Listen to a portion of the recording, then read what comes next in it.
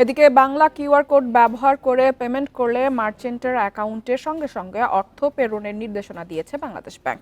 বর্তমানে পেমেন্টের একদিন পর মার্চেন্টের অ্যাকাউন্টে অর্থ স্থানান্তর হয়।